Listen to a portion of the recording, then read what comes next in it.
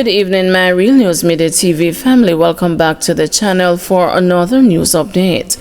And in the news this evening, principal calls for transparency in pepper placements. President of the Jamaica Association of Principals of Secondary Schools, Linvern Wright, has accused the Ministry of Education of not being truthful about how primary exit profile placements are really determined.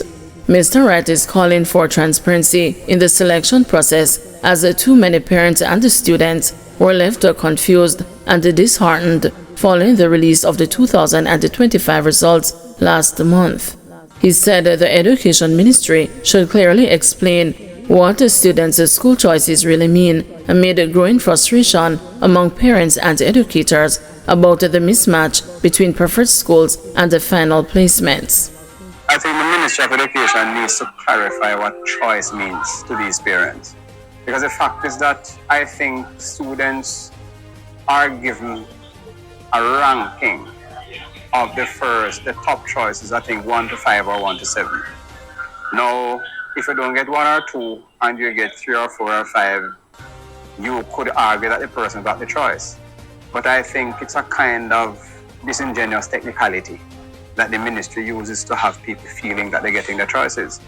You know that this is something that is not working out when you see a number of people going to different schools to get their children away from those schools. Thoughtful education ministry will use research to deal with this. Good research tells you that if a child has gaps in learning, you put them in institutions and you give them the resources and you give them the quality teaching that is going to help them. That's hardly happening in our education system. What happens is that we put them where there's a tradition of they're not doing well and we brand them.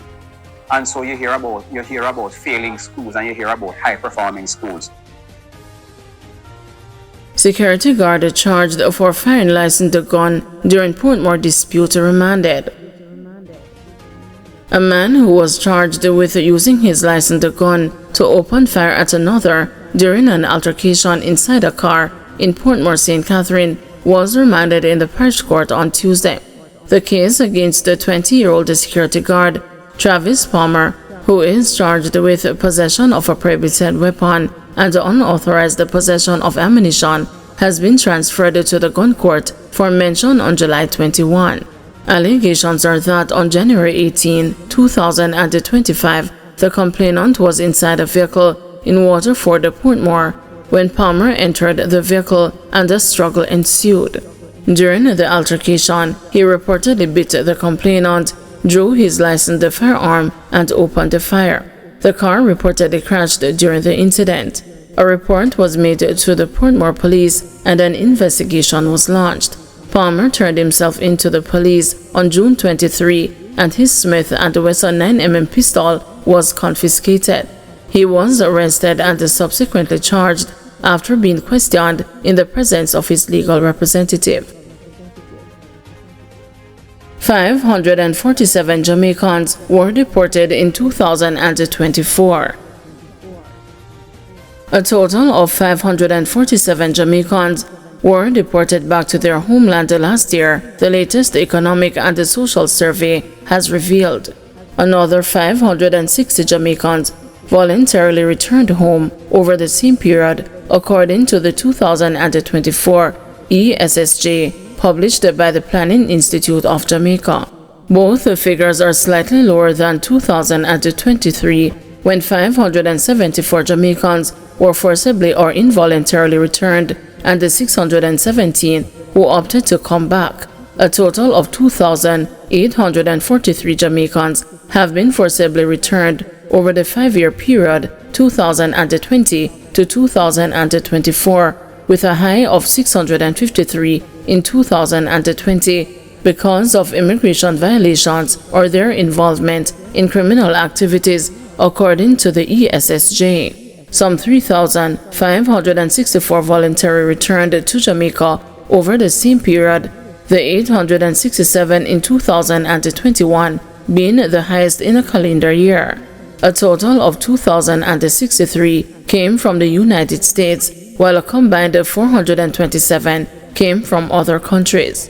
United States authorities deported 323 Jamaicans last year, bringing the 5-year tally to 1,746. The ESSJ did not list the other countries that accounted for 149 deportations over the period.